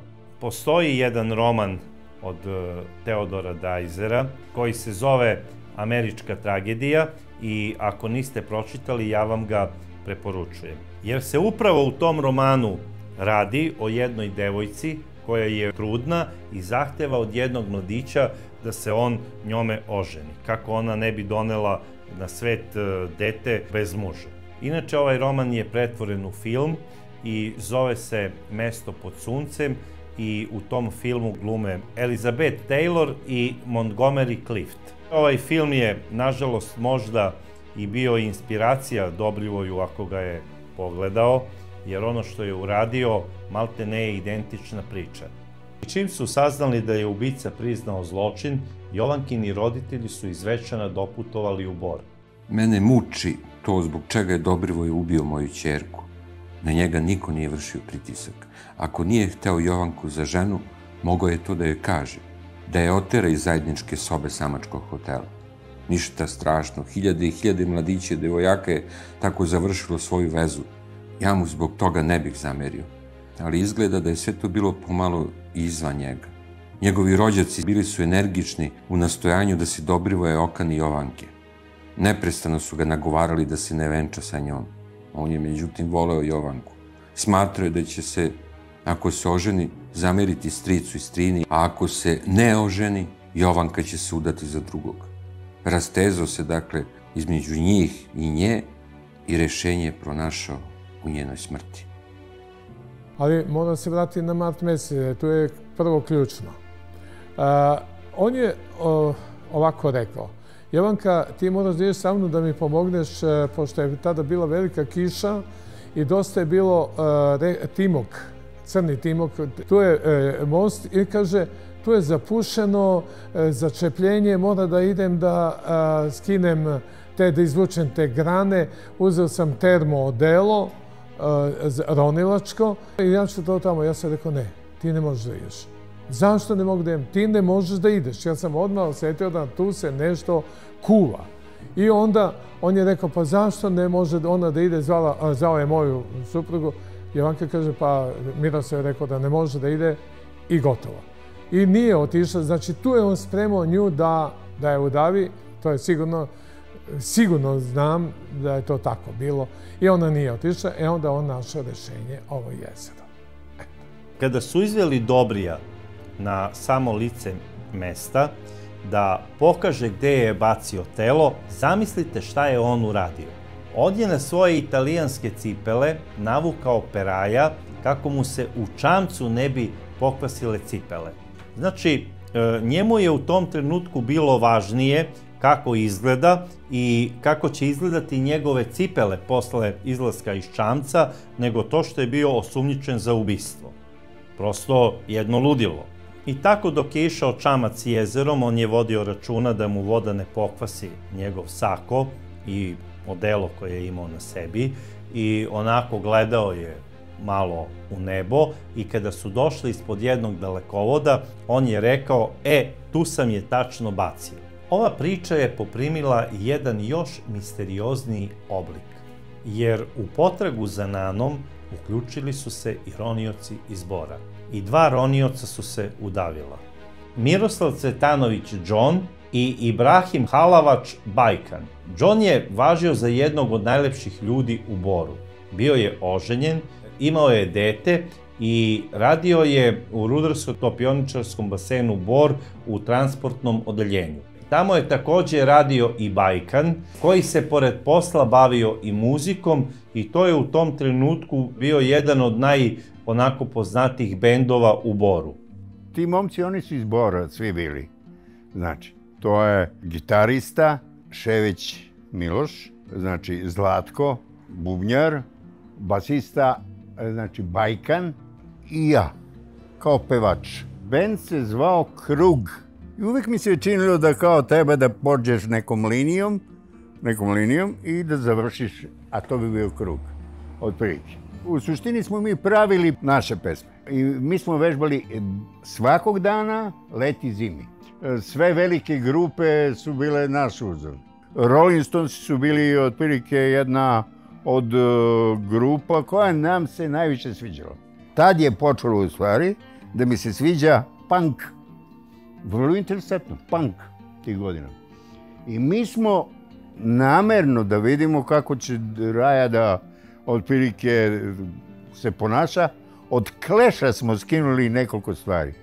I to je bilo fenomenalno. Tad, u to vreme, od našeg bubnjara, neki njegov rođak je bio glavni u Pionirskom domu. To je diskoteka neka bila i tu se otprilike subotom, nedjeljom sviralo se ili se puštala muzika u suštini tih godina. I mi smo pokušavali jedno vreme da uletimo tamo, da budemo za stalno. I uspeli smo. I tako da smo imali jednu prostoriju sa grejanjem gde smo vežbali tokom nedelje, a subotom i nedeljom smo svirali u toj diskoteci. Čini mi se da smo poslali snimak za gitarijadu u Zaječaru. I bili smo primljeni, svirali smo. Mislim da smo svirali 2 godine. 2 godine. Ništa nismo nešto postigli, ali je za nas bilo svaki trenutak nastupa na takvim manifestacijama nam je bilo haos. Bajkan kao osoba je bio fenomenalan čovjek. Fenomenalan. Znači, kad kažem, bez obzira, on je musliman bio, ali to nama ništa nije značilo tada. Da li je neko musliman ili bilo šta, ništa nam nije značilo. Izuzetan kao čovjek. Ja kao klinac htio sam da budem ronioc. Tamo negdje, nema pojma, 6. razred, 7. pojma nego. I kad je on došao u bend, kad mi je kazao da je ronioc, ja sam se oduševio. Tek povodom toga. Ja kažem, čovječe, to su za mene bili otprilike ljudi koji su stvarno ti treba da bude zdrav kao i tako dalje. Ali, kažem, izuzetan čovjek. Oni i Johnny su, njih su zvali. Oni su imali, ronioci su imali svoj kamp na jezeru. Znači jedna zgrada u suštini koja je bila napuštena i od toga je napravljen ronilački klub. I onda su ih zvali jednog trenutka. Neko je bio optužen da neko je žensku zadavio i bacio u jezeru. To je bila poenta svega toga. I njih su zvali da otprilike taj koji je bio optužen, on je kazao, ovdje se me bacio. Jedno popodne dok sam odmarao, zazvonio moj telefon i jedan muški glas je, evo kaže, čekaj Miroslave, ja sam John Ronioc, ja želim da ti pomognem da pokušamo da pronađemo Jovanku sa našom ekipom. Naša ekipa je naučila da pretraže i jezero i reke i sve, a nas je osnovao Ante Ronioc koji je sada trenutno u Pančevu. On bi želeo sa njegovom ekipom i ja da se pridružim njima i da počnemo da tražimo Jovanku po jezeru. Ja sam rekao, pa dobro, u redu. Ali bi to koštalo nešto? Kaže, ne. Ja sam spremio 3000 maraka, tada su bile marke. Gospodin Ante je došao i John, mi smo o tome porazgovarali. Onda je rekao, pa to bi bilo najbolje da i policija bude upoznata. Ja sam otišao u policiju kod zamjenika načelnika policije i on je energično, grubo počeo da psuje i meni kaže, ti ne možeš da istražuješ ko si ti si osumnjičen kao ubica. Ante, on odavde mora da se udalji. I onda su pozvali Ante i Johna i rekli su da Ante mora najmanje 50 km bude udaljen, da ih sada odmah pohapse i da ih vode u Zaječaru. Ja sam kazao, zašto? Ja sam ponao pare da platim ljudima, neće to vas ništa da košta. Ti si osumnjičen Posle su oni angažali Džona i Ibru Halavača koji je stradao i Džon je stradao. Ova dva ronioca su izgubila svoj život zato što su osjećali zapravo odgovornost za svoj klub i zato što je njihov kolega iz kluba učestvovao u Jovankinom ubistvu i hteli su po svaku cenu da pronađu Jovankino telo i da na neki način speru ljagu sa svog kluba. Meni je mnogo žao zbog Džona što je stradao, čovjek koji je želeo i koji je pun energije i emocije bio da pomogne pronalaženje Jovanke. Plakao sam danima, ako mi veriš. Nisam mogao da se povratim. Ja kažem, Bože čoveče, da li je moguće da tako nešto se desi uopšte? Jer pazi, ajde za Bajkana, Bajkan je bio vižljast malo ovako, znaš. Ali Džon je bio alao čovek. 2 metra čovjek, znaš šta je? Alao čovek. Ja kažem, Bog te mazo, ajde da se jedan udavio, pa bilo ko. Mislim, ne daj Bože, bilo ko da je. Ali obojica tog trenutka, posle toga, tako smo se svi razišli i kud koji mili moji. U Boru se i dan danas veruje da je Bajkanovo telo nestalo iz nekog razloga na dnu Borskog jezera i da nikada nije pronađeno. Međutim, to nije istina. Bajkana je lično iz jezera izvukao tada najbolji jugoslovenski ronilac Dragan Karleuša, koji je važio za jednog od 6 najboljih instruktora ronjenja u Jugoslaviji i bio je visoki funkcioner MUP-a. Ovo je sve službena radnja, prema tome nema da brineš. A mene Brana ko Brana uopšte ne interesuje. Brana je isto moja ko i tvoja. Nemoj ti da se sekiraš uopšte. Ma kaži, tu je Karleuša došao, mora da se pravi dokumentacija o poslovima. U leto, u junu mesecu 86. godine, u MUP, Upravu za suzbijanje kriminala, stigla je informacija da je u Boru na Borskom jezeru dogodio se kriminalni akt, da je neko najverovatnije ubio svoju devojku i potopio je tamo u jezeru. Naravno, to su sve bile površne informacije. Dat je nalog da se ode na lice mesta. Na lice mesta otišao je viši inspektor, tada glavni specijalista za rasvetljavanje krvnih delikata, a otišao sam i ja sa njim, zato što sam ja u svom ličnom životu, u privatnom životu bavio ronjenjem i između ostalog bio sam i visoko pozicionirani ronilački instruktor. Da pomognem celu situaciju. Otišli smo u Bor, tamo se dočekala službena administracija, odmah se pristupilo razgovorima oko toga, obavljen je razgovor sa osumnjičenim i on je, ne znam posle koliko vremena, priznao da je ubio svoju devojku i šta je uradio sa njom. On je priznao da je prvo ubio, da je udavio ili zadavio, doveo je na obalu jezera, pošto je on bio ronioc, on je stavio tegove ronilačke i odvukao je negde po njegovim rečima i spustio je dole da je niko nikad ne nađe. Mi smo reagovali na to, tada nismo mogli da se zaroni to, jer ipak to je jedna posebna situacija. Otišli smo, ekipa se vratila za Beograd i formirana je ekipa za podvodne intervencije, sastavljena od instruktora koji su činili tu ekipu za podvodne intervencije. To nije policijska ekipa, to je ekipa iskusnih ronioca iz raznih beogradskih klubova. Naravno, mi smo mnogo toga uradili, pomažući vojsci, pomažući sudstvu, pomažući elektroprivredi i tako dalje. Kao i ovog slučaja, mi smo otišli na lice mesta. Na mestu gde nam je pokazano, obavljeni su prvi ronilački radovi, zaronilo se, pretraživalo se, međutim bez uspeha. Karakteristika koja ovde može da se naglasi jeste da je tu dno vrlo muljevito. Naprimjer, da je dubina mulja skoro metar. I kad vi utonete u mulj, vi ne osetite da ste u mulju, a mulje.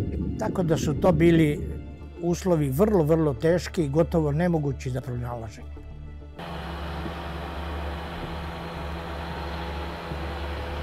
s obzirom da smo imali plan samo da se roni jedan dan, misleći da će se završi, mi smo istrošili naše resurse vazdušne i morali smo da se vratimo za Beograd, da se dođe po drugu opremu sa kompresorima, sa rasvetom i sa tako dalje. Formirana ista ekipa, ali sada opremljena ozbiljnim sredstvima i materijalom za pretraživanje u takvoj situaciji. U međuvremenu saznali smo da su neki ronioci, dečaci iz istog kluba, hteli da pomognu, jer dečko koji je ubio svoju devojku je pripadnik njihovog kluba i oni su drugari. Oni su u dobroj nameri hteli da pokažu da idu da rone, da pronađu i tako time da pomognu.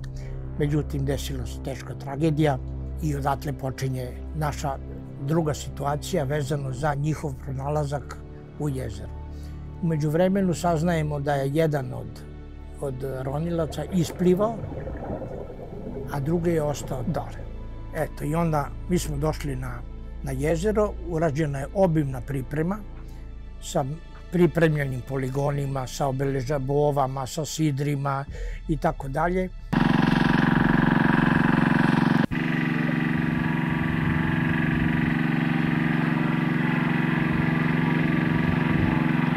Mi to kažemo mreža za pretraživanje. Ona je bila dugačka 40 metara puta 40 metara. I sa poprečnim ovako na svakih 5 metara popreko i ovako. Tako da su te kocke bile, odnosno kvadrati, unutar te mreže. Kad se spusti to, tačno pokazuje, olakšava roniocu da ide, prati to i zna gde je prošao, pa kad se vrati i gde je prošao i ne može da ne nađe ako je u tom kvadratu objekat koji se traži. Mi smo to napravili na licu mesta. Tu nam je pomogla i Borska topionica. Dala nam je olova, dala nam je sve to. Mi smo to uradili i eto, posle 4 dana ozbiljnog ronjenja. Pod ovim što kažem ozbiljno ronjenje, to podrazumeva veliku dubinu. Dubina je između 45 i 50 metara. To je dosta velika dubina. Velika je razlika u temperaturi na površini i na dubini. Dole je potpun mrak i temperatura negde oko 5 stepeni. Tako da su to vrlo nezgodni uslovi. Međutim, sve ima svoje, pa i mi znamo za to i mi smo za to spremili i to smo tako radili.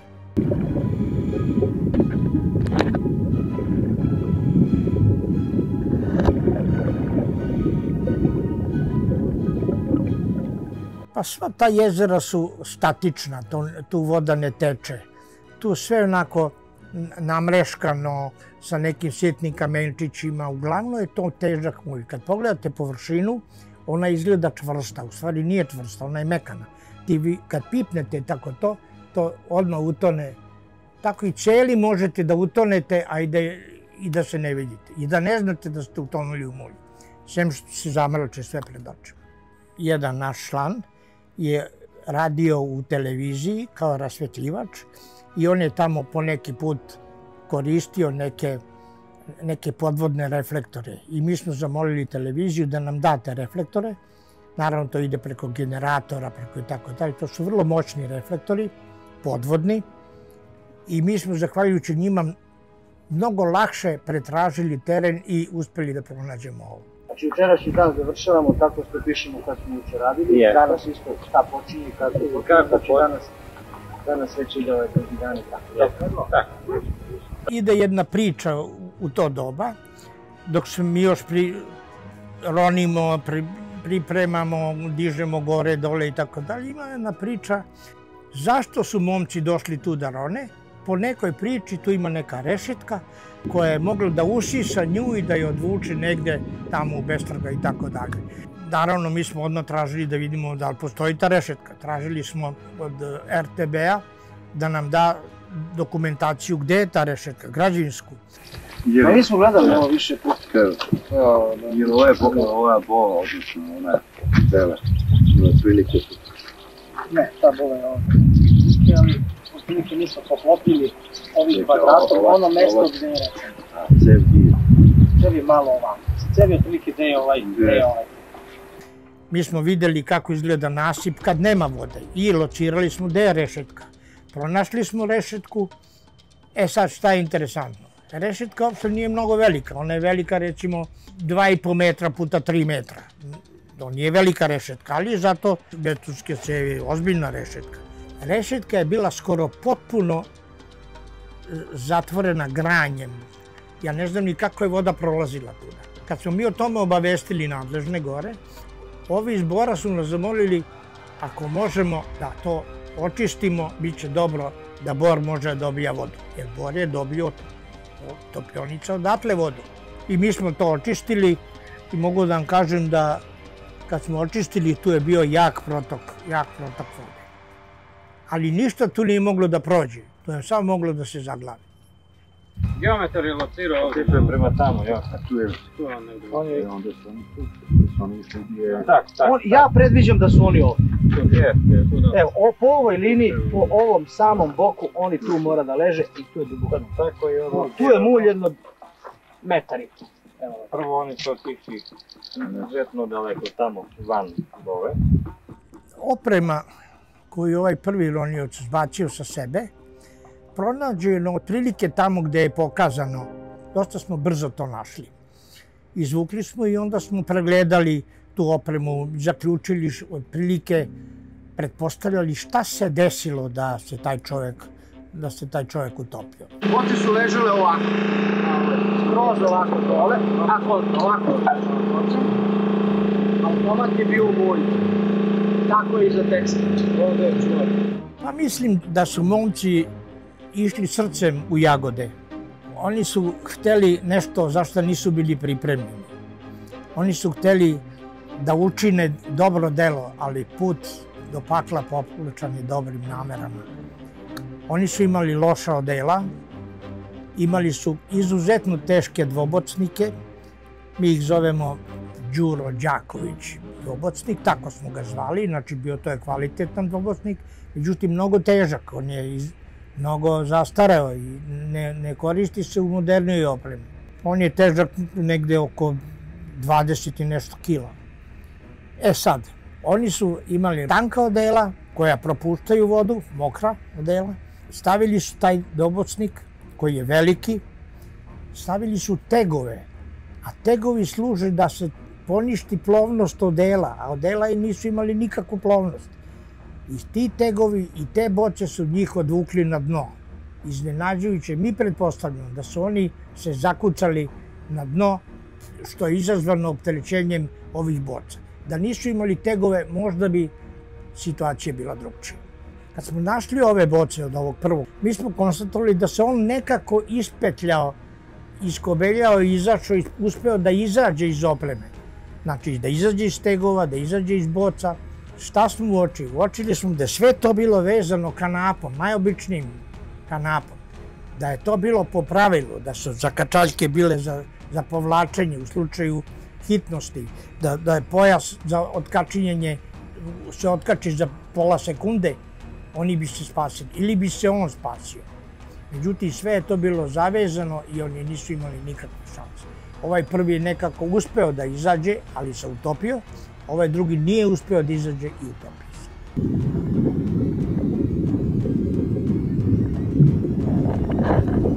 Nastavili smo dalje da ronimo, pretpostavljajući da se on nalazi tu negde. 10 metara levo, tamo, 10 nadalje. I našli smo ga. On je zadnji dan lociran, ali predveče. Tako da smo ga samo obeležili i nismo hteli da vadimo dok ne dođe istražni sudija, tužilac, iz Instituta za sudsku medicinu, dođu obdućenti i tako dalje.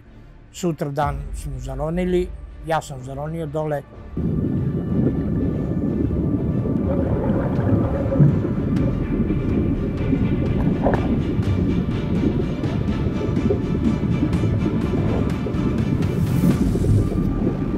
Ja se mnogo godina bavim ronjenjem i sama situacija da vadim mrtvog ronioca ostavila je dubok trag na mene. Iako sam ja mnogo toga pregurao preko svojih iskustava, ali je tako. Njega sam izvukao na površinu, doneli smo ga do obale. Tu postoji neke fotografije koje su tada snimljene u tom periodu i onda je dalje nadležnost bila istražnog sudije, tužioca i ekipe za sudsku medicinu. Mislim da je isti problem i kod jednog i drugog. Znači ovako, oni su bili opterećeni, po nama, mi to kažemo, zakucali su se za dno, opterećenjem tegovima, teškom bocom, oni su uronili u hladno, mnogo hladno, u totalni mrak, nepripremljeni i može da im se desi da su doživeli vrtoglavicu. To se zavrti tako što uđe ladna voda u uvo i odmah deluje na vestibularis, centar za ravnotežu, i vi počne da vam se vrti, iako niste pijani, ali jednostavno počne da vam se vrti i vi mora da se zaustavite, da stanete, postoji neka procedura i tako dalje. Meni se prilikom izvlačenja boca od ovog prvog koji se utopio desilo da mi se malo zavrti u glavi i desilo mi se da mi zaledio regulator. Moglo je kod njih da se desi isto to, ali mi to ne znamo. Ja sam to prevazišao, znajući kako se to prevazilazi. Možda oni to nisu umeli da prevaziđu i desilo se najgore. Oni su se utopili čisto, nastupila je panika, a kad nastupi panika onda sve je iracionalno, nema veze. I da može nešto da uradi u panici, rade se neke stvari koje ne doprinose spašavanju u toj atmosferi. Za Jovankinim telom se tragalo još i sledećeg dana, ali njeno telo nije pronađeno. Dečko je toliko bio ubedljiv. Ja kažem dečko, znači da se ne izražavam službeno, ali ja više nisam službenik unutrašnjih poslova. On je bio toliko ubedljiv da je to uradio kako je uradio. Opisao je vrlo logično. Sve je opisao. Kako je došlo do ubistva, zašto je došlo do ubistva, zašto je odvukao i tako dalje. Da li je ona tu, ja to ne mogu da znam.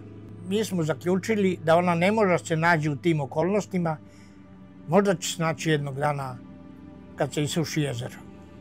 A ovako, kad je on nju zadavio španskom kragnom, on je utopio u jezero, ankerisao je gde ona bila dole, normalno to mi se pojavilo. Nakon nekoliko dana, on je, ja to već ne znam, ali znam sigurno da je po drugim stvarima da je on nju izvadio zajedno sa svojim pomagačem i da su je prebacili na suprotnu stranu, što je to mnogo logičnije bilo. Oni su je tamo zakopali, nabacali đubre na tom mestu što su skupljali otpad, grane, konzerve, papire, ne znam ja šta, sve to. Tu su preko te humke nabacali to i onda proračunali se da će ta zemlja i buldožer koji je terao kubike, hiljade kubika zemlje, prekrili, poravnjali i ona sada danas leži ispod 1000 kubika zemlje. Ljudi iz Bora i iz okoline imaju strah od ovog jezera i govore da je ono ukleto. Pričaju navodno da je i neko sveto mesto potopljeno prilikom nastanka tog jezera. Govori se da je tamo bio i zatvor Gestapoa u Drugom svetskom ratu i da su mnogi ljudi tamo streljani i pokopani pored tog zatvora. Govori se da je jedna žena koja je znala razne okultne i magijske radnje proklela ovo jezero. A neki književnici idu čak dotle da pišu da postoji i neko čudovište u Borskom jezeru slično onome kao iz Loch Nessa. Pa molim vas, kakvo čudovište. Meni nije prvi put da čujem tu priču i da se ovako slatko nasmejem. Razne su to priče, kad se nešto ne zna, onda u neznanju i u traženju nekog rješenja prorade ljudska mašta i tako dalje.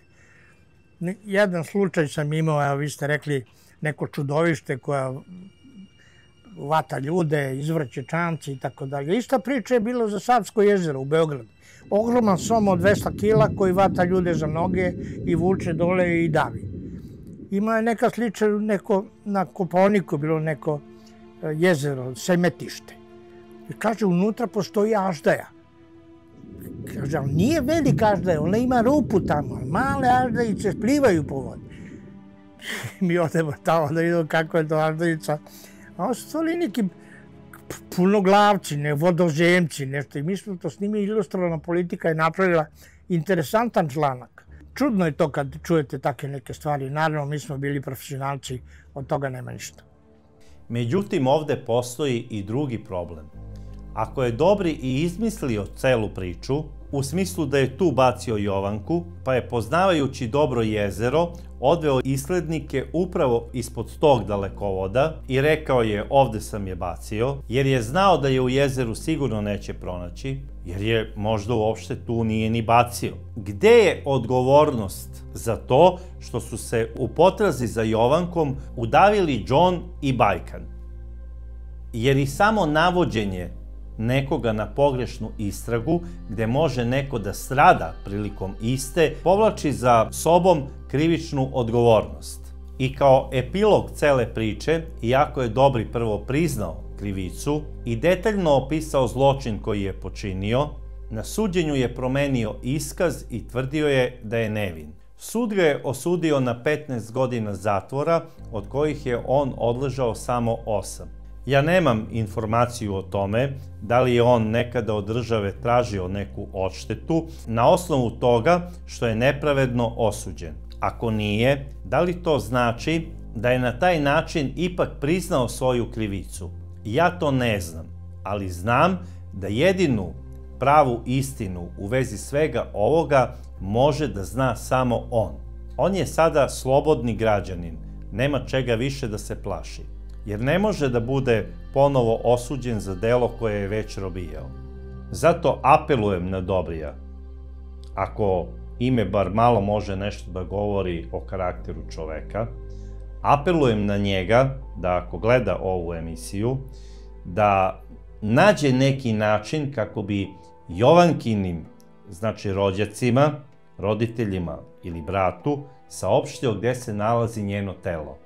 Jer ona zaslužuje da bude sahranjena kao ljudsko biće i da se zna gde počiva, da bi svi koji imaju uspomenu na nju mogli da obiđu to mesto, da joj polože cveće i da zapale sveću na njenom grobu. I nadam se da će tako i biti. A vama, dragi prijatelji, neka ova priča posluži kao pouka. A posebno vama, drage dame, da budete hrabre i odlučne.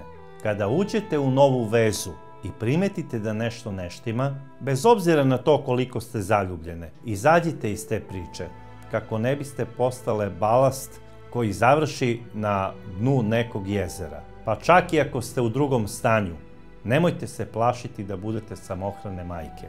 Jer bolje je biti samohrana majka nego živeti u braku sa nekim ko vas ne voli i ko vas zbog toga maltretira. Voleo bih da neka svoja slična iskustva, ako ih imate iz neke veze, podelite sa mnom kao i dosad u vašim komentarima. Kako bi poslužila kao pouka nekim ženama koje se nalaze u sličnom problemu.